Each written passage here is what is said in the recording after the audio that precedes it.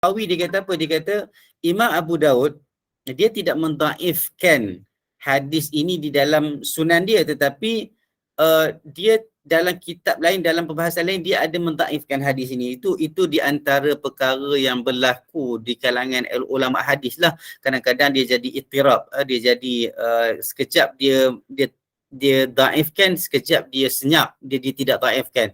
Maka itu juga dibantu oleh kerja-kerja analisa yang dilakukan oleh contohnya Ibn Hajar Al-Asqalani dan ramai lagi, yang Abu Hatim Az-Razi contohnya. Jadi Abu Hatim Ar-Razi contohnya dia sebut tentang beberapa perawi di dalam hadis itu yang mana ada isu sikit, tapi yang pentingnya dia tidak sampai ke tahap dhaif yang sangat-sangat. Dia tak sampai kepada tahap dhaif yang sangat-sangat. Ibn Hajar sendiri dia kata hadithun gharib itu sahaja. Dia tak kata mungkar, dia tak kata maudhu', dia tak kata apa. Dia kata gharib sahaja. Okay? Memang dia dalam kategori dhaif tetapi dia tidak dhaif kuat. Maka boleh amalkan dan kita boleh, macam saya selalu sebut, kita dahulukan yang sahih dulu, lepas tu baru habis yang sahih kita baca, baru kita kalau rasa sempat nak buat yang dhaif ini. Tetapi dia datang dengan susunan yang orang kata apa, susunan keutamaan lah. Macam saya selalu sebut, jangan pilih yang dhaif dulu untuk diamalkan. Jadi kita sibukkan diri dulu dengan perkara-perkara yang sahih, dan bila kita belajar ni ada yang dhaif, kita ambil maklum supaya perkara ini diadaptasikan di dalam kehidupan kita seharian. Jadi kita orang yang belajar, kita faham hadis ini bagaimana, hadis ini sahih, hadis ini dhaif yang sangat-sangat, maka kita tinggalkan. Wallahu alam. Wa rawaina fi sunan Abi Daud an Abdurrahman bin Abi Bakrah annahu qala li abihi ya abati inni asma'uka tad'u kulla ghadatin Allahumma afini fi badani, Allahumma afini fi sam'i, Allahumma afini fi basari, Allahumma inni a'udhu bika minal kufri wal faqr, Allahumma inni a'udhu bika min adhabil qabr, la ilaha illa anta, tu'iduha hina tusbih thalathan, wa thalathan hina tumsi, faqala inni sami'atu Rasulullah sallallahu alaihi wasallam yad'u bihin, fa ana ahabbu an astanna bihi bisunnatihi.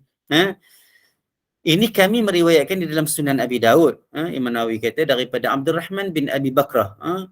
Abi Bakrah ni pun sahabi juga, Abdurrahman ni pun anak dia pun sahabi juga. Abi Bakrah annahu qala li abihi. Abdurrahman bukan sahabi, tetapi Abi Bakrah sahabi. Itu yang saya ingat, yang saya teringat. Nanti kalau ada yang saya tersilap, tolong bagi tahu saya. An Abi Bakrah, maksudnya Abdurrahman ni anak kepada Abi Bakrah, dia sebut kepada ayah dia, ya abati. Kalau siapa yang belajar bahasa Arab, ya abati ni jarang orang-orang standard belajar bahasa Arab guna. Ya abati ni dia bahasa mesra, panggilan anak kepada ayah. Siapa yang belajar bahasa Arab, dia kata kalau wahai ayahku, dia panggil ya abi. Tetapi itu yang biasa, itu bahasa standard. Tapi ya abati standard juga, tapi jarang digunakan. Dia digunakan bagi situasi-situasi seorang anak yang mesra dan macam terlalu menghormati dan orang kata apa, manja kepada anak dan menunjukkan sayang dan sebagainya. Itu sebab kalau kita tengok satu lagi, ya abati inni, dalam Quran ada satu. Lepas tu kalau ayah kepada anak, instead of dia kata ya ibni ataupun ya waladi, dia kata ya bunayya. Ya bunayya. Itu sebab kalau tengok ayat dalam surah apa? Dalam surah Nuh ke apa? Lupa saya. Yang Nabi Nuh panggil anak dia ya bunayya irkab ma'ana. Ya bunayya irkab ma'ana. Maksudnya dia tak kata ya ibni tapi ya bunayya. Itu pun panggilan manja ayah kepada anak dalam bahasa Arab lah. Walaupun kita jarang dengar kalau tulis dalam karangan dan sebagainya, kita tak kata ya bunayya, kecuali kita menceritakan quotation seseorang menyebut begitu. Jadi itu kena clear. Dan kalau tengok dalam terjemahan saja mungkin kita tak nampak lah, tapi ya abati itulah perbahasan dia lebih kurang tentang bahasa lah. Dia kata, ya abati, wahai ayahku, inni asma'uka tad'u kulla ghadah, sesungguhnya aku dengar kamu sentiasa berdoa setiap hari, maksudnya belah siang, ghadati ni belah siang lah, belah siang kulla ghadah, Allahumma afini fi badani, ya Allah ya Tuhanku, sihatkanlah aku, afiatkanlah aku, baikkanlah aku pada diri aku, ya Allah ya Tuhanku, berilah keafiatan kepada pendengaranku, ya Allah ya Tuhanku, bagilah keafiatan, kebaikan, kesihatan kepada pandanganku. Allahumma inni a'udzubika minal kufri wal faqr, ya Allah ya Tuhanku, sesungguhnya aku berlindung denganmu daripada kekufuran dan kefakiran. Kekufuran dan kefakiran. Sebab dalam satu hadis Nabi kata kadal faqru ay yakuna kufra. Hampir-hampir kefakiran itu membuatkan seseorang itu jadi kufur. Termasuklah dia kufur nikmat dan sebagainya, ataupun dia boleh bawa kepada kufur. Itu sebab kita disuruh sangat-sangat untuk sentiasa membantu, menolong orang-orang yang susah, supaya kita menjadi satu orang kata apa, satu community, satu masyarakat yang betul-betul mengambil berat mengambil berat tentang masyarakat sekeliling, saudara mara kita, se-Islam, kaum kerabat kita, jiran kita dan sebagainya. Sebab kalau ikut, adalah buat dulu sedikit kajian sikit tentang sebab-sebab murtad dan sebagainya, sebab-sebab kenapa orang kadang-kadang cemuh dengan masyarakat dia sendiri dan sebagainya. Memang dia ditakdirkan jadi susah. Kadang-kadang yang datang cepat kepada mereka ini adalah golongan-golongan yang bukan Islam, terutamanya golongan-golongan yang orang kata apa, dari pihak-pihak tertentu, yang mana akhirnya mereka merasakan mereka dapat pertolongan dan kemudahan daripada bukan orang Islam, dan dia menjadikan seseorang itu terlibat dengan kita kata hampir nak murtad, nak lari, nak keluar daripada Islam dan sebagainya. Jadi itu kita kena faham bahawa situasi kritikal sebenarnya kalau kita tak betul-betul menjaga kebajikan dan kemaslahatan umat kita sendiri. Kita ada zakat, Islam anjurkan sedekah, tolong anak yatim, tolong orang susah, fakir, miskin dan sebagainya. Maka itu kita kena buat. Ada sikit bagi sikit, ada banyak bagi banyak. Kalau rasa lebih baik ialah dalam bentuk yang konsisten. RM10 sebulan pun tidak ada masalah. Kalau sepak boleh himpun RM5, RM1 seorang, transfer kan RM1 seorang dan sebagainya, dan admin ni tambah kerja, marah pula admin kan nanti kan. Tapi itu antara benda yang diselain daripada kelas-kelas mengaji, maksudnya mungkin kita boleh buat juga. Jemaah-jemaah boleh bagi untuk bantu-bantu orang susah dan sebagainya. Kalau setiap bulan boleh bagi RM50 kepada rumah anak yatim pun dah cukup bagus dah sebenarnya. Boleh cover minyak ke, beras ke, sedikit contohnya lah. Sebab di antara amalan yang Nabi suka adalah mudawamah ataupun berterusan, wa in qalla, Nabi kata walaupun benda tu sedikit. Itu antara benda-benda yang saya terpaksa sebut juga sikit-sikit bila menghadap kepada bila Nabi minta tolong, bila Abu Bakrah ni minta tolong daripada kekufuran dan kefakiran. Sebab dia letak dekat-dekat kufur dengan faqr, kekufuran dengan kefakiran. Maka kedua-duanya itu ada hubung kait juga sikit-sikit yang membawa kepada implikasi daripada kefakiran itu. Mungkin tidak semua, tetapi dia boleh membawa.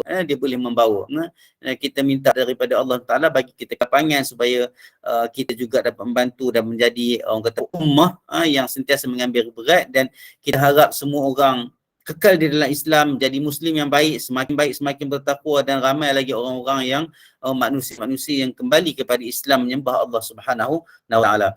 Lepas tu dia sebut lagi, Allahumma inni a'udzubika min azabil qabr, ya Allah ya Tuhanku, sesungguhnya aku minta perlindungan denganmu ya Allah daripada azab kubur. La ilaha illa anta, tiada Tuhan yang layak disembah selain daripada engkau.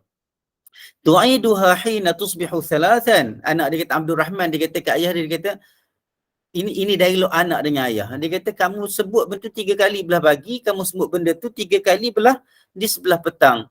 Dan apa jawab Abu Bakrah? Apa jawab Abu Bakrah? Abu Bakrah dia kata, sami'tu Rasulullah sallallahu alaihi wasallam. Abu Bakrah sahabi, dia dengar Nabi sebut. Dia kata, sesungguhnya aku mendengar Rasulullah sallallahu alaihi wasallam berdoa dengan doa-doa tadi tu.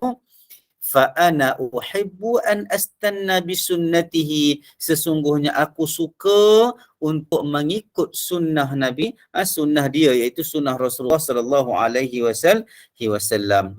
Hadis ini hadis hasan, boleh amalkan, tidak ada masalah langsung, sebab kita bila kita tengok sahih ke hasan ke, tak kira li ghairih ke li dhatihi ke apa-apa saja, tapi kalau ada sahih dengan hasan, kita tidak ada perbincangan dah, tidak ada isu dah. Tapi kalau ada hadis itu klasifikasinya dhaif, kita akan tengok sedikit. Kita boleh amalkan selepas dia menduduki ranking yang bawah-bawah selepas pengamalan hadis-hadis yang sahih. Tapi kalau hadis dhaif sangat, tak ada dah. Okey. Lepas tu warawaina fi sunani Abi Daud an Ibn Abbas. Saya nak tengok sekejap kok ada soalan terlepas lagi. Okey, sekejap.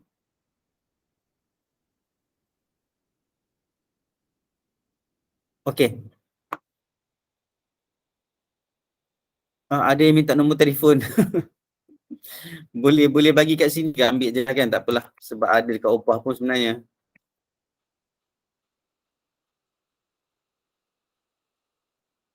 Okey. Bismillahirrahmanirrahim.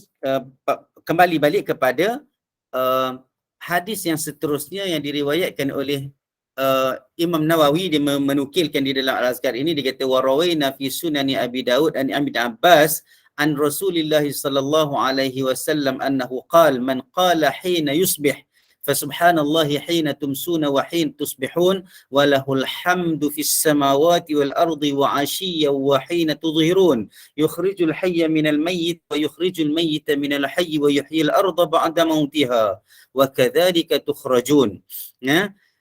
أدرك ما فاته في يومه ذلك ومن قالهن حين يمسي أدرك ما فاته في ليلته لم يضعفه أبو داود وقد ضعفه البخاري في تاريخ الكبير وفي كتابه كتاب الضعفاء. Okey.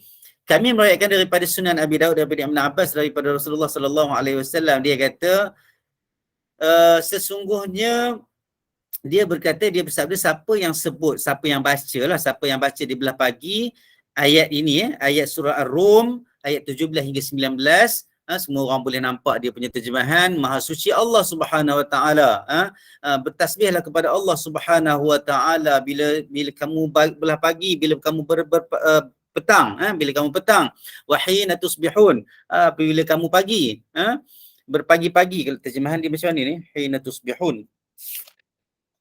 Saya kalau terjemah dia jadi macam pelik sikit kan kadang-kadang. Maka bertasbihlah kepada Allah ketika kamu berada waktu petang hari, dan ketika kamu berada waktu pagi.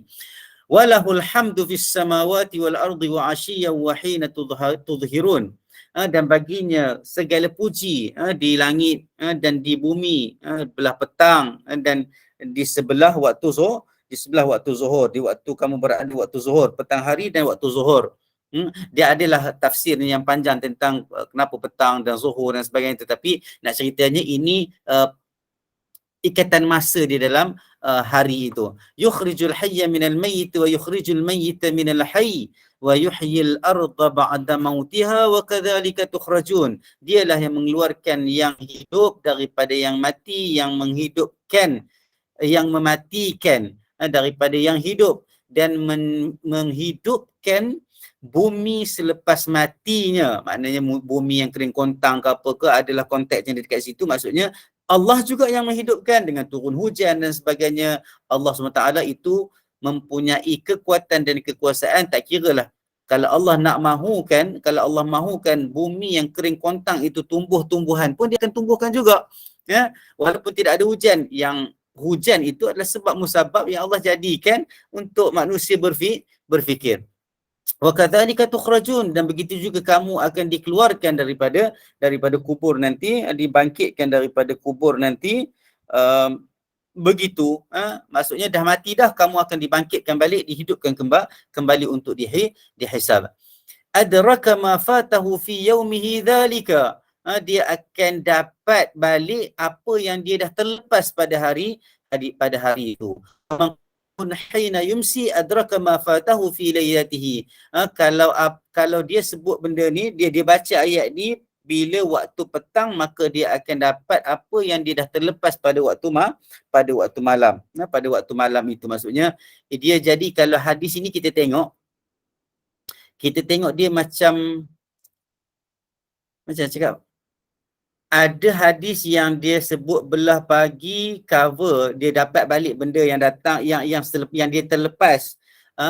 Kalau dia sebut belah petang, dia dapat boleh faham yang itu kita dah jumpa dah hadis-hadis itu. Tapi yang ni dia sebut dia baca belah pagi, dia akan dapat perkara yang dia terlepas pada hari itu. Maksudnya yang akan datang. Maksudnya dia macam post dated, dia panggil apa? Dia panggil bukan backdated. Maksudnya dia buat dulu, lepas tu dia akan cover. Kalau ada benda yang terlepas, dia akan cover. Itu makna dia dekat sini. Wa man qalahu hina yumsi, kalau dia sebut benda tu waktu petang, dia baca ayat ni pada waktu petang, dia akan dapat, dia dah cover dah kalau dia terlepas buat kebaikan pada waktu malam. Boleh faham? Jadi itu konteks di dalam hadis ini. Lepas tu Imam An-Nawawi dia kata lam yudha'ifhu Abu Daud. Imam Abu Daud sekali lagi dia tidak mendhaifkan hadis ini, tetapi Imam Bukhari mendhaifkan hadis ini dalam kitab dia Tarikhul Kabir dan juga kitab Ad-Du'afa. Maka klasifikasi hadis ini kalau tengok dekat sini, kategorinya adalah dhaif, tetapi Ibn Hajar Al-Asqalani dalam kitab Nata'ijul Afkar dia kata gharib sajalah. Dia kata gharib. Jadi hadis ini boleh digunakan pakai sebab dia tidak jatuh kepada tahap dhaif yang sangat-sangat. Wa rawayna fi sunani Abi Daud an ba'd banatin Nabi sallallahu alaihi wasallam.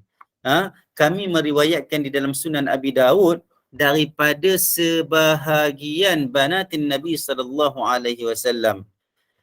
Sebahagian anak-anak perempuan Nabi Muhammad sallallahu alaihi wasallam. Kalau kata sebahagian, maknanya tidak semestinya separuh-separuh. Maka anak Nabi Muhammad sallallahu alaihi wasallam yang perempuan berapa orang?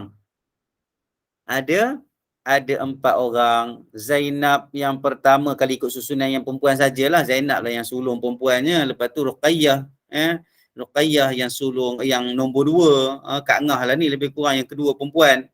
Lepas tu Ummi Kalthum, dia yang paling kecil sekali. Fatimah, yang kecil sekali Fatimah. Yang Fatimah lah yang meninggal 6 bulan selepas kewafatan Nabi Muhammad sallallahu alaihi wasallam dan sempat berhijrah lah. Anak-anak Nabi yang perempuan semua sempat berhijrah, semua sempat masuk Islam, semua sempat berhijrah dan semua meninggal sebelum Nabi Muhammad sallallahu alaihi wasallam. Itu sebab kalau kita tengok ujian, banyak ujian yang Allah bagi kepada Nabi Muhammad sallallahu alaihi wasallam. Banyak ujian Allah bagi. Nabi ada anak yang lelaki semua meninggal masa kecil. Maksudnya Nabi melihat sendiri, seorang ayah yang melihat kematian anak-anaknya, anak-anak lelakinya. Qasim, Abdullah meninggal daripada Khadijah. Ibrahim sahaja datang daripada Maryatul Qibtiyah. Tiga-tiga ni meninggal pada waktu kecil. Perempuan sahaja yang hidup besar, yang berkahwin, berhijrah, sempat Islam dan sebagainya.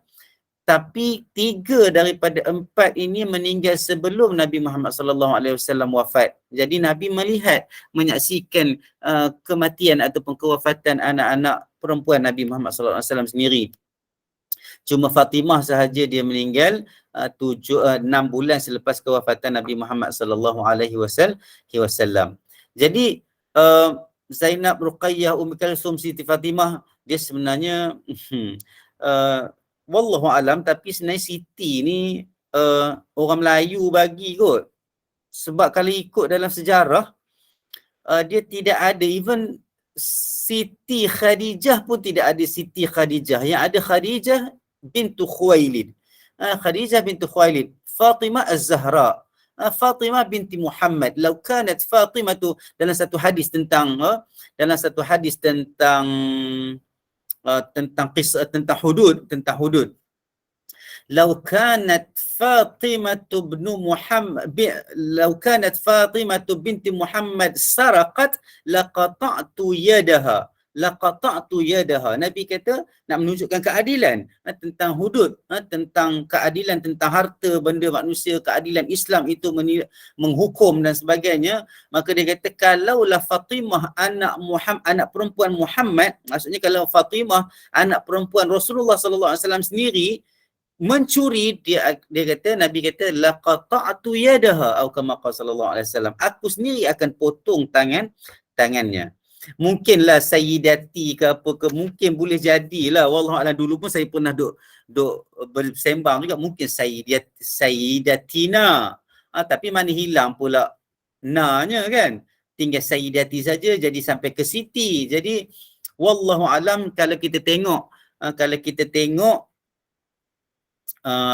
kita tengok dalam buku-buku sejarah, saya tidak pelik kalau kita orang Nusantara sebut Siti itu, kita tidak pelik. Cumanya dalam sejarah dan buku sejarah-sejarah Islam kita tak jumpa Siti itu, kecuali kita mungkin menjumpai Sayyidatina Aisyah ke kan, Khadijah ke apa ke, tapi itu bukanlah isu besar lah, bukan isu besar. Terima kasih siapa-siapa yang membantu. Cumanya hadis ini menceritakan tentang Abi Daud meriwayatkan dari segi susunan perawinya sampai kepada menceritakan bahawa sebahagian daripada anak-anak perempuan Nabi Muhammad sallallahu alaihi wasallam ini,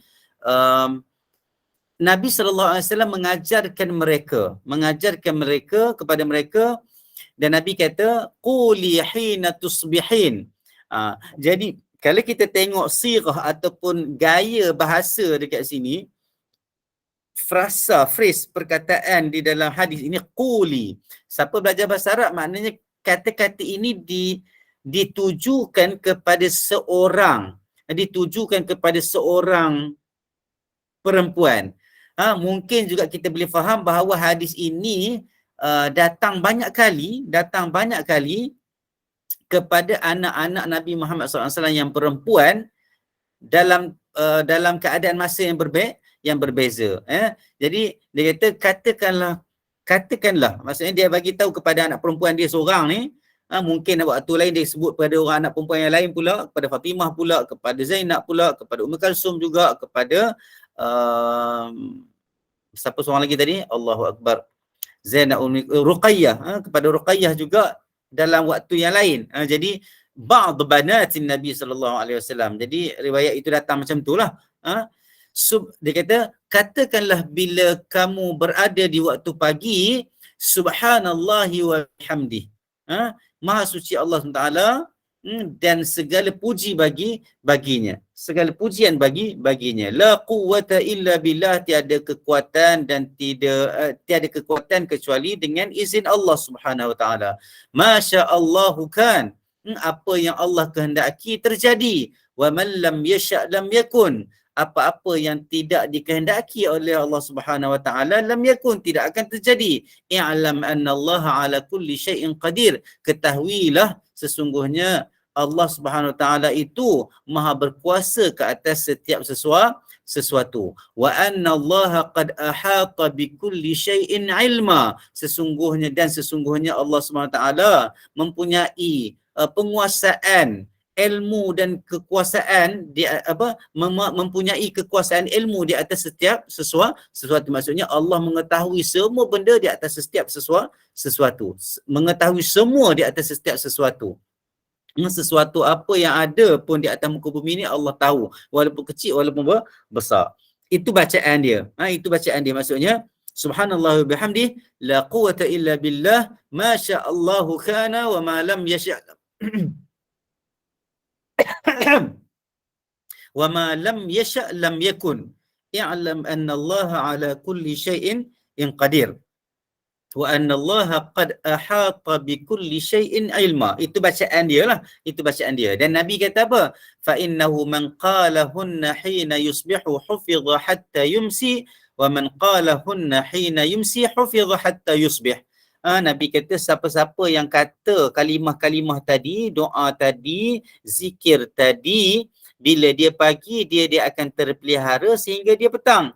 siapa yang kata di belah petang dia akan terpelihara sehinggalah waktu pagi. Hadis ini juga dhaif, tetapi dia tidak dhaif yang kuat seperti yang sebelum-sebelum ni juga. Imam Abu Daud mengeluarkan dalam sunan dia, Imam Nasa'i mengeluarkan dalam sunan dia, dan Ibn Hajar juga dia kata hadis ini gharib.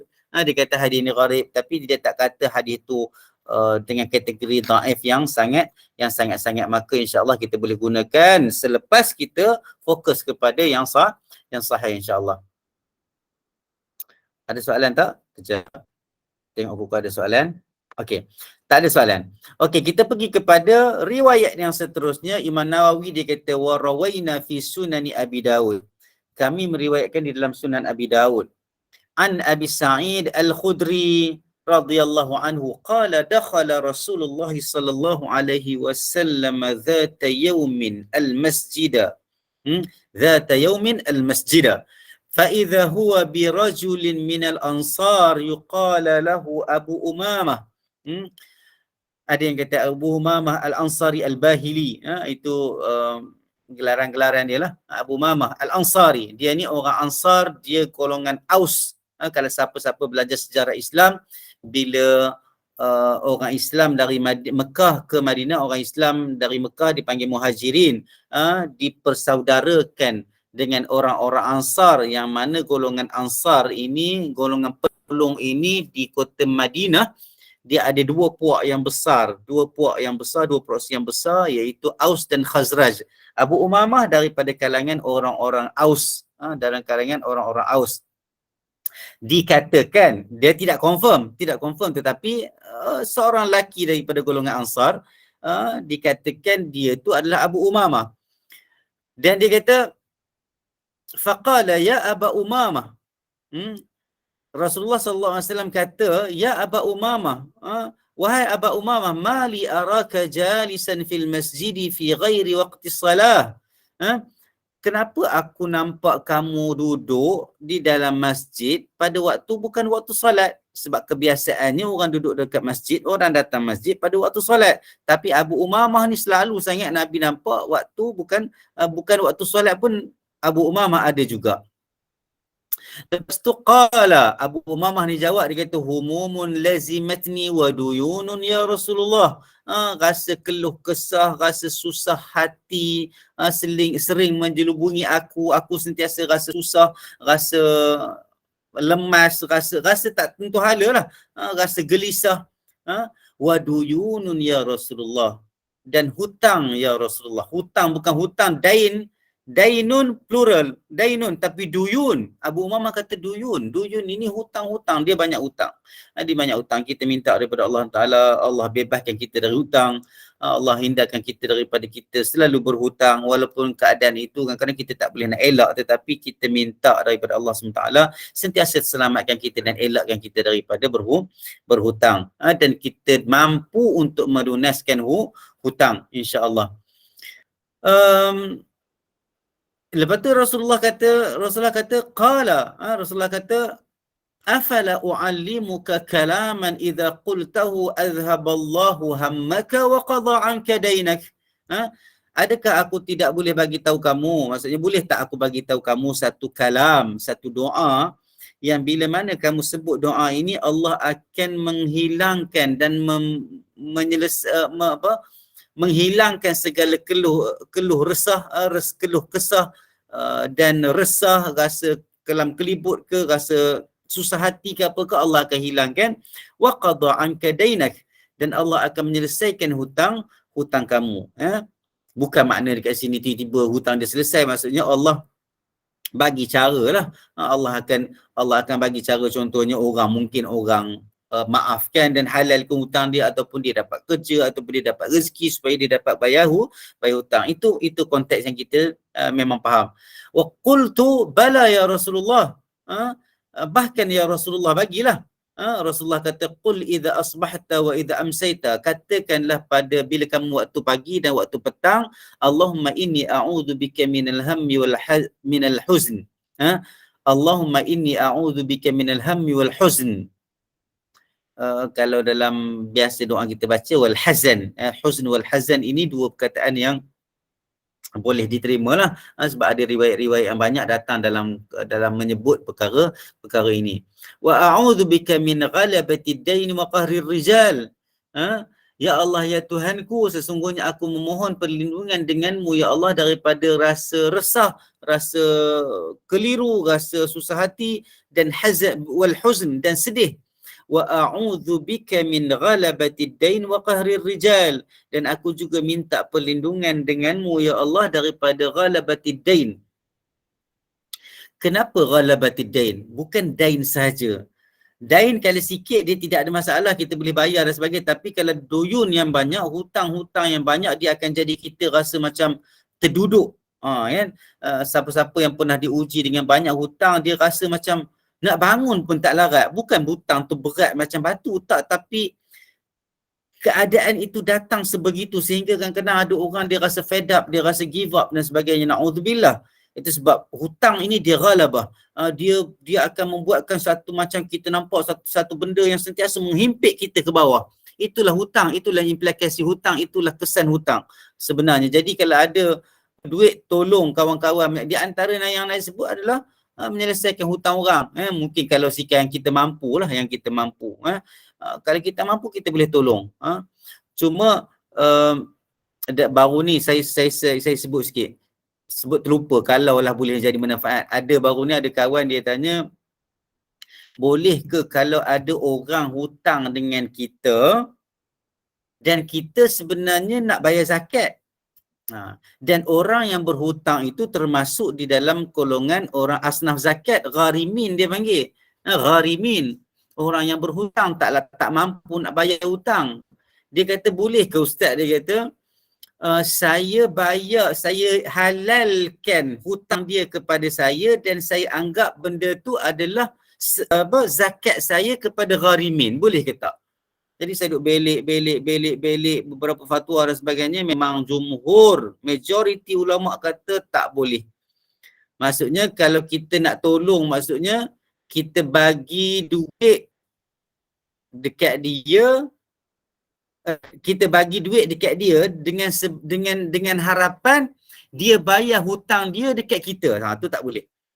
Jadi kalau orang lain bagi duit dekat dia dan bayar hutang dekat kita, dia dah jadi tak ada isu lah. Tetapi kalau kita, maksudnya kita nak duit kita, tapi kita punya kewajipan itu selesai. Jadi ulama bincang benda tu, dia kata tak boleh. Itu maksudnya ini untuk sedikit selingan lah. Kalau ada yang berlaku di kalangan kita, maknanya kita tak boleh buat macam tu lah. Kita tak boleh buat macam tu. Kalau kita nak halalkan, kita halalkan. Duit zakat kita bayar kat orang lain lah. Kita bayar kat orang lain. Kalau kita halalkan hutang orang kat kita, kalau kita mampu lah. Kalau kita mampu halalkan hutang orang dekat kita, maka insya-Allah akan datang banyak lagi rezeki, akan datang banyak lagi pahala-pahala, banyak lagi rahmat dan keberkatan yang Allah boleh bagi kepada kita. Lepas tu dalam doa ni juga Nabi kata apa? Wa qahrir rijal, dan kekasaran dan orang kata apa? Bahaya daripada orang lah. Maksudnya kadang orang pukul kita, orang mengherdik kita, orang kita ni mungkin kita rasa kita okey, kita kuat, tapi rupanya ada orang lagi kuat, dia bully kita ke apa ke, itu termasuk jugalah. Kalau tengok kat sini dia kata waqar rijal, dia kata melunaskan hutang. Tapi kenapa dalam cetakan hidayah ni dia tidak ada ghalabatid, dia tak ada qahr rijal? Betul tak? Dalam terjemahan Al-Hidayah tak ada ghalabat apa? Waqar rijal kan? Qahrul rijal ni kita tak terjemah. Dia kata terjemah kat situ, dia kata melenyapkan keresahan dan kekesihanku serta melunaskan hutang-hutangku. Kejap, bukan. Silap tu kejap. Bila daripadamu kekuasaan hutang dan kekuasaan, maaf tu ada. Bukan tak ada, saya silap. Ada, dia kata kekuasaan manusia. Makna dekat sini kekuasaan manusia adalah maksudnya orang yang boleh memudaratkan kita. Tak kira dari segi kekuatan dia ke, kejahatan dia ke, ataupun apa-apa saja yang datang daripada kejahatan tangan manusia. Sebenarnya rijal ni bukan kejahatan tu datang daripada seorang lelaki, walaupun rijal itu maknanya lelaki, tetapi terjemahannya adalah manusia. Maksudnya tak kira lelaki dan perempuan, sebab ada je perempuan yang kuat daripada orang lelaki pun. maka kita minta jauh daripada kejahatan-kejahatan yang datang daripada manusia juga. Qala fa'altu, maka Abu Umamah kata, maka aku buat perkara yang Nabi suruh buat. Fa'adhaballahu ta'ala hammi wa ghammi, dan Allah SWT menghilangkan keresahanku dan kekusutanku. Wa qada anni daini, dan Allah melunaskan ataupun menyelesaikan hutang-hutangku. Hadis ini juga dhaif, tetapi dia tidak sampai ke dhaif yang kuat. Dan juga Ibn Hajar dia kata apa? Dia kata walid du'a wal isti'adzah syawahidun dunal qissah. Bukan ini Muhyiddin Mastu dia sebut dalam kitab Lawami', dia kata walid du'a. Kalau tengok sini dia kata, kalau tengok dekat sini dia kata dhaif. Ibn Hajar kata gharib. Tetapi Muhyiddin Mastu dia kata walid du'a wal isti'adzah syawahidun dunal qissah. Maksudnya untuk doa dan minta pertolongan yang sebegini sebenarnya datang sokongan daripada hadis-hadis dan riwayat-riwayat lain yang banyak, maka tidak ada masalah untuk kita gunakan doa ni. Wa rawaina fi kitab Ibn Sunni. Saya tengok jap kalau ada soalan. Kami meriwayatkan dalam kitab Ibn Sunni. Ustaz, hadis 24 saya rasa pertama kali ayat-ayat Al-Quran diambil sebagai zikir dalam kitab ini. Seingat saya pun, kejap. Yang lain boleh nampak tak? Saya pun dah lupa dah.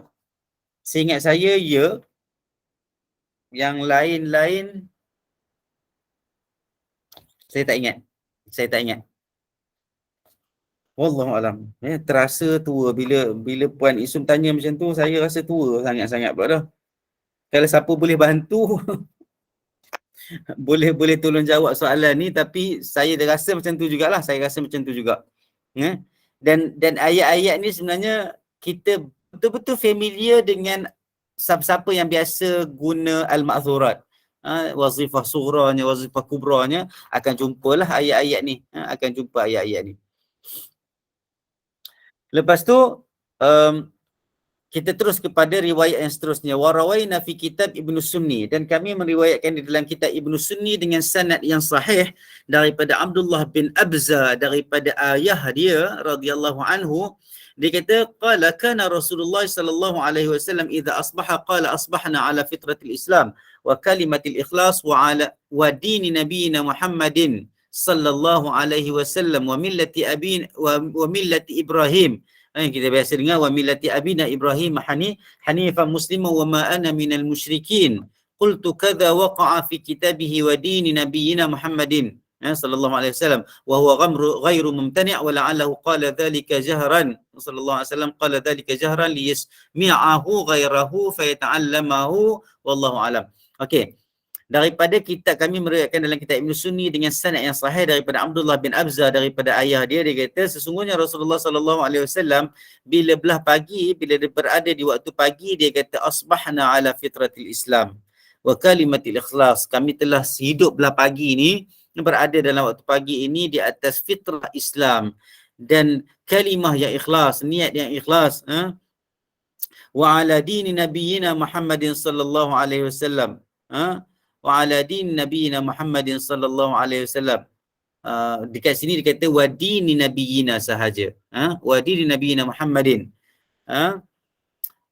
Dan agama Nabi kami Muhammad sallallahu alaihi wasallam dan millah Ibrahim hanifa.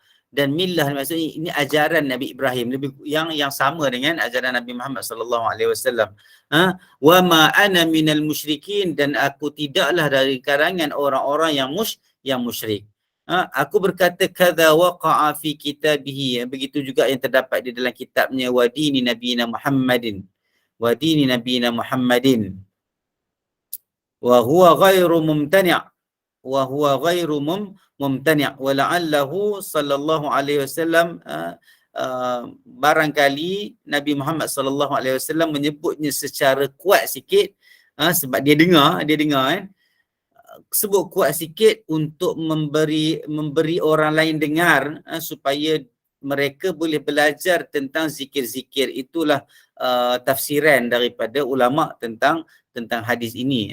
Sebab kita dah faham dah sebelum ni bahawa Nabi sebut cara berzikir adalah secara perlahan, tapi kalau datang dalam riwayat-riwayat menyebut tentang sahabat mendengar, maknanya bila mendengar sebutan zikir itu adalah kuat sikitlah. Tetapi ulama mentakwil dan mentafsirkan bahawa kuatnya itu bukan kelaziman, tetapi dalam beberapa situasi untuk mengajar orang-orang Islam, para sahabat berzikir. Hadis ini hadis sahih, dikeluarkan oleh Imam Nasa'i, Ahmad, Darimi, Tabrani, dari semuanya melalui jalur periwayatan Abdul Rahman bin Abza.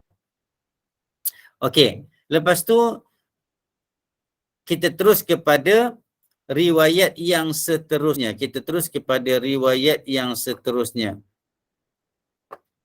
Abina Ibrahim. Itulah dalam kitab intim. Itu sebab saya selalu compare kan, kalau kita tengok dekat dalam kitab yang asal yang lain. Kejap kita tengok sekejap, saya tengok sekejap satu lagi kitab.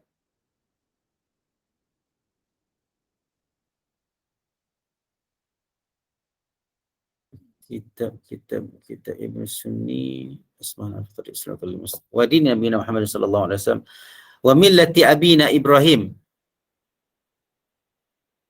wa din Nabi Muhammad sallallahu alaihi wasallam. Saya compare jap. Dalam kitab intim ada abina.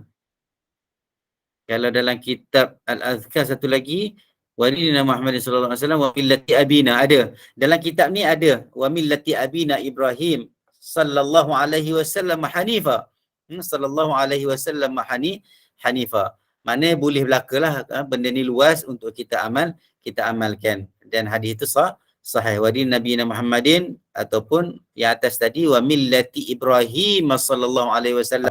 Maknanya boleh juga wa millati abina Ibrahim hanifa. Sebab kalau ikut dekat satu lagi cetakan pun ada. InsyaAllah. Lepas tu kita terus kepada riwayat yang seterusnya. Wa rawaina fi kitab Ibn Sunni daripada Abdullah bin Abi Aufa.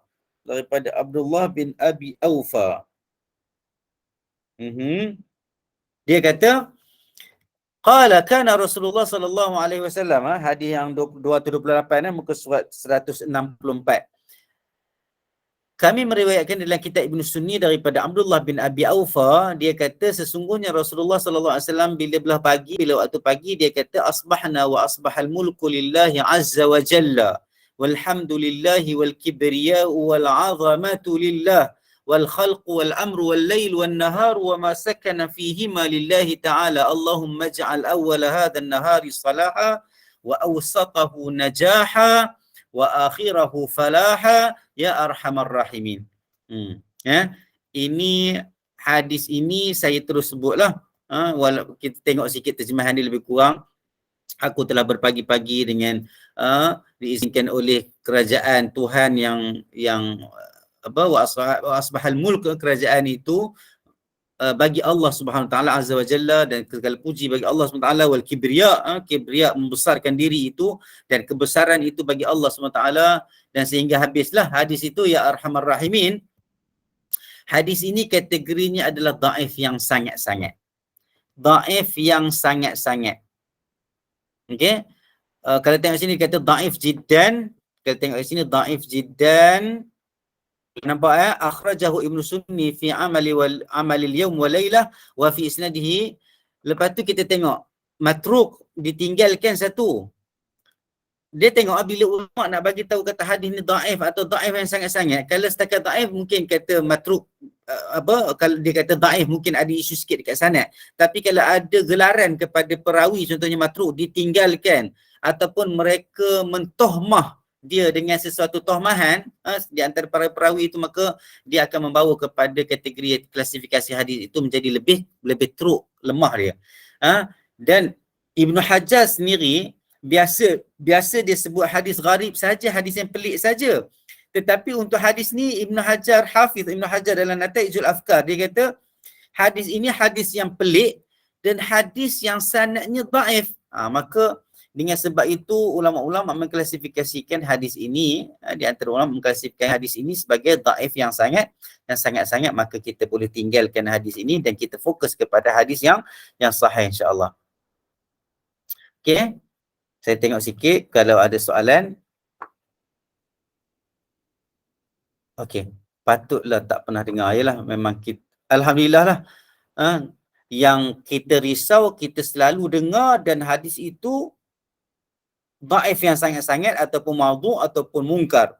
Itu yang kita risau. Tapi kalau hadis yang memang dhaif yang sangat dan kita tak pernah dengar, maknanya masyarakat kita masih lagi selamat, pengamalan masyarakat kita masih lagi selamat insya-Allah daripada hadis-hadis yang dhaif yang sangat-sangat insya-Allah. Alhamdulillah. Okey. Dan kami meriwayatkan daripada dalam kitab At-Tirmizi dan Ibn Sunni juga dengan sanad yang ada padanya sedikit kelemahan. Sedikit kelemahan daripada Ma'qal bin Yassar daripada radhiyallahu anhu daripada Nabi Muhammad sallallahu alaihi wasallam. Dia kata, "Man qala hina yusbihu thalatha marrat a'udzu billahi as-sami'il 'alim minasyaitonir rajim wa qara'a thalatha ayatin min suratil hashr وكل الله تعالى به 70,000 ملك يصلون عليه حتى يمسي وإن مات في ذلك اليوم مات شهيدا ومن قالها حين يمسي كان بتلك المنزلة." Dekat sini dia kata, siapa yang Nabi kata, siapa yang di belah pagi dia sebut 3 kali a'udzu billahi as-sami'il 'alim minasyaitonir rajim, 3 kali, dan dia baca 3 ayat daripada surah Al-Hashr. Kalau ikut hadis ini secara zahirnya dia tak bagi tahu ayat yang mana. Dia tak bagi tahu ayat yang mana. Tapi kebiasaan kita baca apa? Surah Al-Hashr ni. Biasa kita baca ayat apa? 3 ayat apa? 3 ayat yang terakhir kan? Kalau orang-orang tambah-tambah siapa-siapa yang belajar tentang Allahu Akbar, rawatan alternatif ataupun jampi dan sebagainya ni, di antara ayat-ayat amalan dia adalah 3 ayat yang ujung lah. Dalam surah Al-Hashr, "Lau anzalna hadzal Qur'ana 'ala jabalin la ra'aitahu khashi'an mutasaddian min khasyatillah." Sampailah huwallahul malikul quddus huwallahul malikul wallahu alladzi la ilaha illa huwa alimul ghaibi wasyahadati warrahmanur rahim wallahu alladzi la ilaha Allahu akbar. Lupa dah ayat tu. Saya dulu selalu baca juga, lepas tu lupa dah ni. Bila nak sebut je lupa lah. Astaghfirullahalazim. La ilaha illallah. Tak apa, yang pentingnya ayat tu yang mula dengan la anzalna tu. Lepas tu 3 ayat. Tapi dan kalau kita tengok dalam hadis ni, dia tak kata ayat yang mana. Dia kata wa qara'a thalatha ayati min suratil hashr. Dan baca 3 ayat dalam surah Al-Hashr sahaja. Wakalallahu ta'ala, Allah akan mewakil dan menghantarkan baginya dengannya 70,000 malaikat yusalluna alaihi hatta yumsi, berselawat ke atasnya hingga datang waktu petang. Wa in mata fi dhalikal yawm mata syahida. Kalau dia meninggal pada hari itu, dia akan mati syahid. Tetapi ulama tak katalah mati syahid ni seperti mati syahid dunia akhirat tu. Mati syahid dunia akhirat yang berjuang, mati di jalan Allah, berperang itu.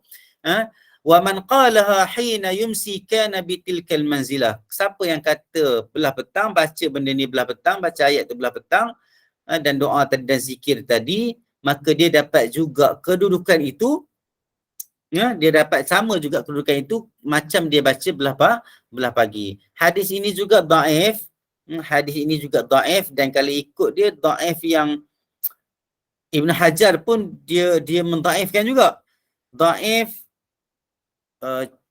cumanya tengok dekat sini dia tak kata dhaif yang sangat-sangat, walaupun Ibn Hajar mendhaifkan di dalam Nataijul Afkar. Jadi kita pegang kepada takhrij dalam kitab Lawami' ini. Dia kata dhaif sahaja, maknanya kita bolehlah baca. Boleh baca, tidak ada masalah. Pilihlah kalau ikut literal secara zahir di dalam hadis ini 3 ayat saja dari surah Al-Hashr. Bacalah mana-mana ayat pun 3 ayat. Tetapi kalau kita tengok biasanya orang akan baca 3 ayat yang 3 ayat yang terakhir surah Al-Hashr.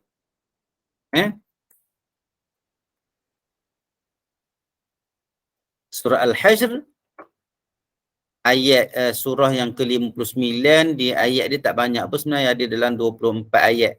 Huwallazi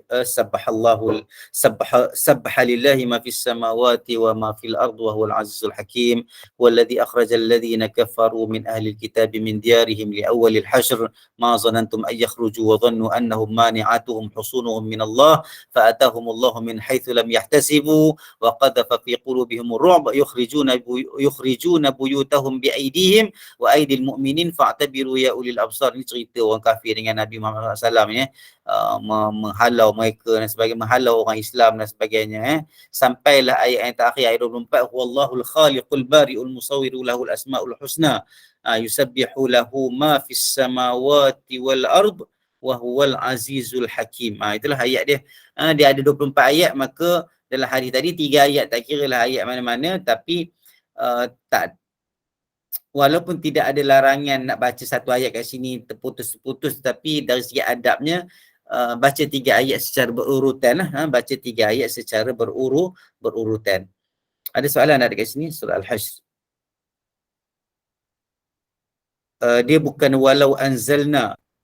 Betul, itu 4 ayat terakhir dia 4 ayat terakhir dia lau anzalna hadzal qur'ana ala jabalin. 3 ayat terakhir itu bermula dengan wallahu allazi la ilaha illa huwa alimul ghaibi wasyahadah. Saya silap. Betul, terima kasih banyak bantu saya yang saya silap tadi. Dia ayat yang 3 tu adalah wallahu allazi la ilaha illa huwa alimul ghaibi wasyahadati warrahmanur rahim. Wallahu allazi la ilaha illa huwal malikul quddusus salamul mu'minul muhaiminul azizul jabbarul mutakabbir. Subhanallahi amma yusyrikun. Wallahul khaliqul bari'ul musawwiru lahul asmaul husna yusabbihu lahu ma fis samawati wal ardi wa huwal azizul hakim. Lau anzalna tu ayat yang ke-20, ayat yang ke-21. Terima kasih banyak-banyak. Maka dari segi zahir hadis tak ada masalah lah, baca yang mana-mana pun, sebab dalil hadisnya pun dhaif yang tidak kuat, maka boleh diamalkan insya-Allah. Sebab dalam surah Lau Anzalna tu, dalam surah Al-Hashr itu ada banyak iktibar, kekuatan dan iktibar yang kita boleh ambil daripada daripada apa yang Allah sebut di dalam surah itu. Kalau tengok kat sini cerita tentang bertasbih bagi Allah SWT, apa yang ada di langit dan apa yang ada di bumi. Lepas tu cerita tentang Allah memberikan walaula an kataballahu alaihimul jala la'adzabahum fid dunya wa lahum fil akhirati adzabun nar. Boleh baca surah ayat-ayat dalam surah itu insya-Allah. Seterusnya kita pergi kepada riwayat yang seterusnya. Warwaina fi kitab Ibn Sunni, dan kami meriwayatkan di dalam kitab Ibn Sunni daripada Muhammad bin Ibrahim, daripada ayah dia. Dia kata wajahana Rasulullah sallallahu alaihi wasallam. Dah 10:04 minit. Amin tak apa ke ni? Telajak ni? Tak apa, tak ada dah. Oh tak ada dah. Tak teruskan. Tak ada dah. Malam kan? Tak ada dah. Ni yang tegar-tegar adalah yang tinggal ni. Moga-moga Allah bagilah keberkatan. InsyaAllah kita pergi sikit lagi. Daripada ayah dia kata, daripada Muhammad bin Ibrahim, daripada ayah dia Ibrahim, dia kata wajahana Rasulullah sallallahu alaihi wasallam fi sariyatin. Rasulullah sallallahu alaihi wasallam dalam sariyah ni, nak cerita macam mana sekejap. Sariyah ini adalah, ada yang kata ianya adalah intipan sebelum perang. Ada yang kata, ada yang menterjemahkan, menafsirkan sebagai intipan sebelum perang. Ada yang mengatakan bahawa ianya bukan intipan sebelum perang, dia adalah satu peperangan yang tidak disertai oleh Rasulullah sallallahu alaihi wasallam, tetapi Rasulullah bagi panji-panji perjuangan jihad itu, peperangan itu kepada para sahabat. Jadi sariyah adalah peperangan yang tidak disertai oleh Rasulullah sallallahu alaihi wasallam. Ghazwah ataupun ma'rakah adalah peperangan yang disertai oleh Rasulullah sallallahu alaihi wasallam.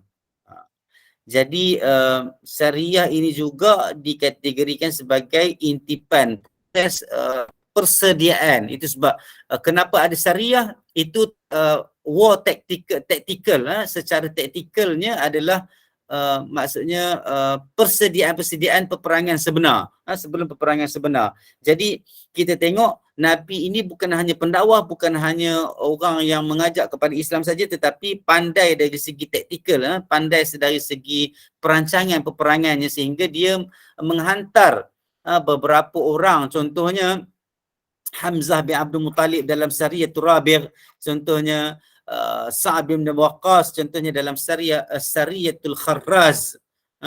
Lepas tu Abdullah bin Jahsh al-Asadi, Sariyatul Nakhlah. Jadi lebih kurang ada dekat hampir 10 sariyah juga yang Nabi ajar, Nabi arahkan kepada para sahabat, para pemegang panji peperangan ini untuk melakukan intipan-intipan, ataupun kalau kita nak faham ia adalah sebagai satu perang yang tidak disertai oleh Nabi Muhammad SAW, tidak ada masalah jugalah. Sebab itu perbahasan di kalangan para sejarawan untuk membezakan di antara sariyah dan ma'rakah ataupun ghazwah. Jadi Muhammad bin Ibrahim ni dia kata ayah dia lah daripada Ibrahim sendirilah, daripada Abihi, daripada Ibrahim ni, dia kata Nabi memerintahkan dalam satu sariyah untuk Nabi perintahkan kepada Ibrahim ini untuk berada dalam satu sariyah, dalam satu intipan atau peperangan yang dia tak ikut, yang Nabi tak ikut, dan Nabi berpesan kepada Ibrahim ini, fa'amarana an naqra'a. Nabi berpesan kepada kami, menyuruh kepada kami untuk kami membaca bila kami melalui berada di waktu petang, di waktu pagi. Afahasibtum annama khalaqnakum abatha. Ayat ini apa makna dia? Allah nak tanya, nak bagi tahu, nak bagi peringatan kepada manusia.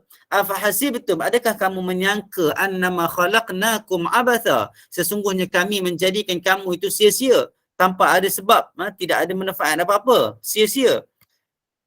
Itu persoalan yang sebenarnya bukan soalan untuk kita jawab, tetapi persoalan yang Allah nak ketuk diri kita, nak ketuk kepala kita, maksudnya nak bagi kita sedar, nak bagi kita ingat, nak bagi kita faham bahawa Allah tidak menjadikan sesuatu itu sia-sia. Bahkan menjadikan manusia itu sendiri bukan sia-sia, mesti ada sebab, untuk beribadat, diberi ujian, untuk memakmurkan, imarahkan bumi dan sebagainya. Faqara'na faghanimna wasallimna. Kami pun bacalah waktu pagi dan waktu petang. Afahasibtum annama khalaqnakum abatha. Maknanya bila baca bagi dengan faham lah, baca dengan faham, supaya hadir hati kita, pergantungan kita dengan Allah Taala, kita sangka baik dengan Allah Subhanahu wa Taala. Lepas tu dia kata kami bacalah ayat ini waktu pagi dan waktu petang, dan kami pun menang. Ghanimna, kami menang peperangan atau persariyah itu. Wasalimna, dan kami pun selamat. Menang satu perkara, selamat satu perkara. Ada menang tapi ada orang yang tidak selamat. Maksudnya tak selamat dari segi calculation dunia lah. Maksudnya dari segi calculation akhirat, perkiraan akhirat, penghisaban akhirat, kalau meninggal syahid, tidak ada masalah, itu lebih baik. Dan para sahabat menginginkan syahid sangat-sangat. Tapi salimna, selamat itu selamat pulang lah, selamat pulang. Hadis ini juga dhaif. Nataijul Afkar, dalam Nataijul Afkar pun Ibnu Hajar kata hadis ini gharib, dan sanad dia tu pun ada 2 orang yang dhaif. Maka cuma dia tidak dhaif yang kuat, maka bolehlah baca dalam konteks bila ada ayat-ayat Quran macam ni, bila ada ayat Quran dan bacaan-bacaan doa, kita kena faham supaya kita mendapat iktibar dan pengejaran daripada doa dan ayat Quran yang kita baca. Wa rawaina fihi an Anas, dan kami meriwayatkan dalamnya juga daripada Anas. Dia dalam apa? Dalam kitab Ibnu Sunni, daripada Anas bin Malik. Anas, sesungguhnya Rasulullah sallallahu alaihi wasallam dia berdoa dengan doa yang kita akan baca ni bila dia berada pada waktu pagi dan bila dia berada pada waktu petang. Apa doanya? Allahumma as'aluka min faj'atil khair wa a'udzu bika min faj'atil syarr. Ya Allah, ya Tuhanku, sesungguhnya aku memohon daripadamu kebaikan yang datang secara tiba-tiba, dan aku minta perlindungan denganmu daripada kejahatan yang datang secara tiba-tiba. Doa ni pun harap-harapnya kita jarang dengar, dan saya pun tak pernah dengar lagi. Hari ni baru duk dengar. Alhamdulillah. Hadis ini dhaif yang sangat-sangat. Matruk adalah klasifikasi yang disebut oleh Zakaratul Haythami dalam Majma'uz Zawaid pun ada. Abu Ya'la wa fihi Yusuf bin Atiyah. Abu Ya'la dia riwayatkan juga dalam riwayat itu ada Yusuf bin Atiyah. Riwayat Yusuf bin Atiyah ini ditinggalkan. Maka di antara klasifikasi hadis ini adalah dhaif yang sangat-sangat kita boleh tinggalkan untuk kita daripada kita beramal dengan hadis ini. Okey, kita baca hadis yang terakhir sebelum kita berhenti malam ni, insya-Allah. Boleh kita baca hadis yang terakhir untuk sebelum kita berhenti malam ni. Rawaina wa rawaina fihi, kami meriwayatkan dalam kitab Ibn Sunni juga. Kitab Ibn Sunni ke sebelum ni? Kejap. Dalam kitab Ibn Sunni juga daripada Anas radhiyallahu anhu, qala Rasulullah sallallahu alaihi wasallam li Fatimah radhiyallahu anha, ma yamna'uki an tasma'i ma usiki bihi. Nabi kata daripada Anas bin Malik, daripada Anas radhiyallahu anhu, dia kata Rasulullah sallallahu alaihi wasallam kata kepada Fatimah, anak Nabi Muhammad sallallahu alaihi wasallam, Fatimah radhiyallahu anha, apa yang menghalang engkau untuk engkau mendengarkan apa yang aku nak bagi tahu, apa yang aku nak wasiatkan kepadamu dengannya? Maksudnya apa yang menghalang? Maksudnya sepatutnya tidak ada benda yang, maksudnya kalau kita nak faham secara kita boleh faham lah. Maksudnya tidak ada perkara yang boleh menghalang engkau, wahai Fatimah, untuk engkau mendengar apa yang aku nak nasihatkan, apa yang aku nak wasiatkan kepadamu ini. Itu makna dia lah. Maknanya seorang ayah cakap kepada anak dalam konteks nak bagi anak tu betul-betul dengar dan ambil pengajaran, ambil untuk amalkan betul-betul. Apa dia? Nabi kata taqulina idza asbahti wa idza amsayti. Kamu kena sebut benda ni, kamu sebut perkara ini bila kamu berada pada waktu pagi dan kamu berada pada waktu petang. Apa dia? Ini yang kita pernah sebut tentang zikir, panggil nama Allah, ya Hayyu, ya Qayyum, ya Ghaffar, ya Karim, apa semua kan? Tengok kat sini bagaimana Nabi ajar Fatimah. Memang sebut ya Hayyu, ya Qayyum. Tetapi apa yang datang selepas itu? Doa. Panggil saja tidak cukup.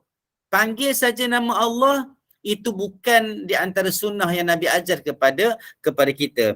Yang diajarkan tawassul dengan nama Allah ini adalah menyebut nama Allah, memanggil nama Allah yang maha baik, memanggil nama-nama Allah yang 99 itu, maksudnya nama-nama Allah yang maha baik yang 99 itu 1, 2, 3 ataupun 99 sekali terus tidak ada masalah bagi yang mampu.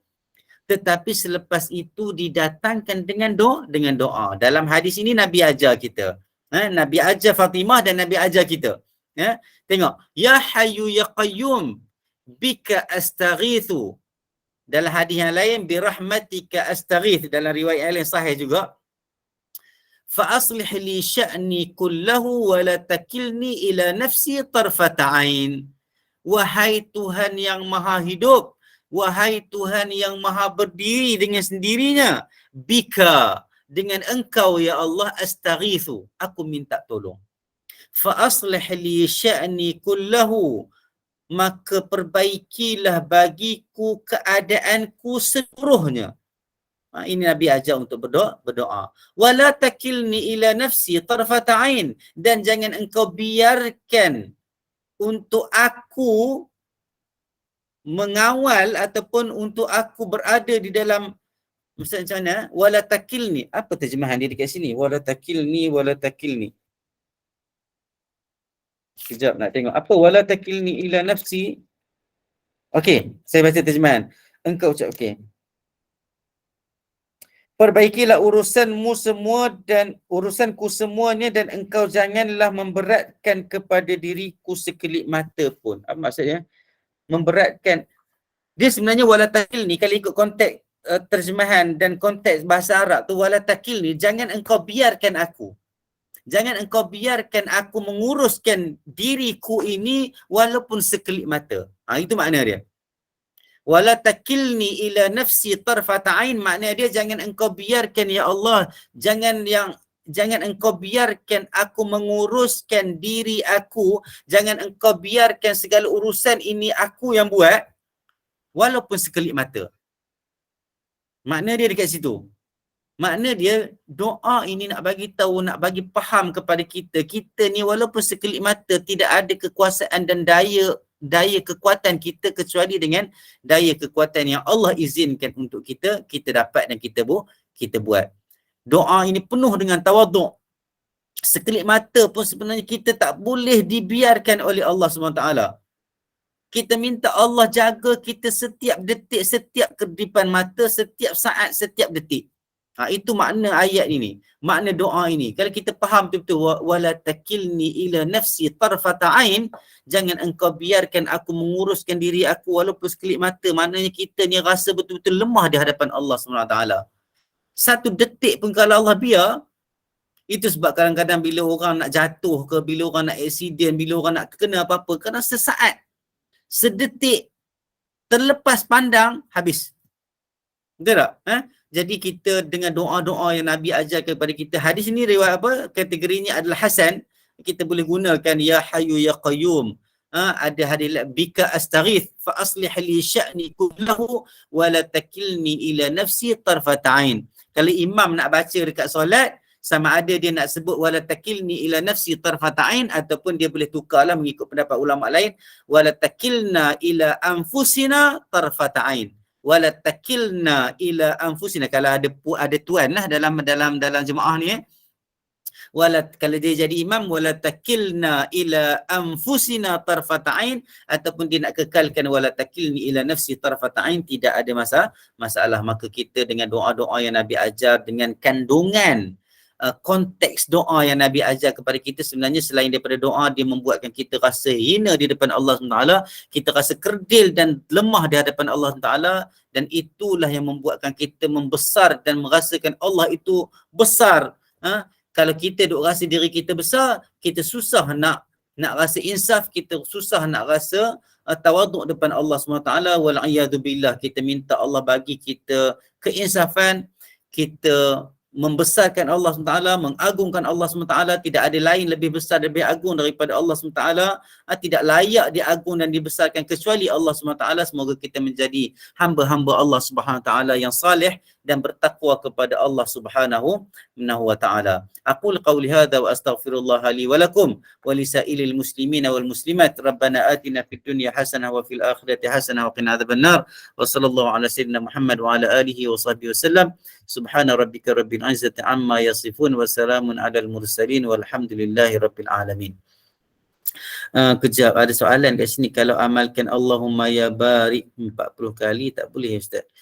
Ini juga yang saya dah pernah sebut benda ni sebelum ni, mungkin boleh tengok kan. Tapi sebenarnya kalau tanya saya secara personal, dan bukan saya punya pendapat tetapi ulama-ulama, sebab ini bukan fatwa dan pendapat saya, ini pendapat ulama-ulama bila mereka melihat kembali kepada dalil-dalil cara berdoa yang diajarkan oleh Nabi, oleh para sahabat. Tidak ada yang mengajar kita berdoa atau berzikir dengan hanya menyebut nama Tuhan tanpa ada doa di belakangnya. Tapi kalaulah kita nak baca ya bari, ya bari, ya bari, lepas itu kita berdoa, wallahu alam, saya rasa tidak ada isu.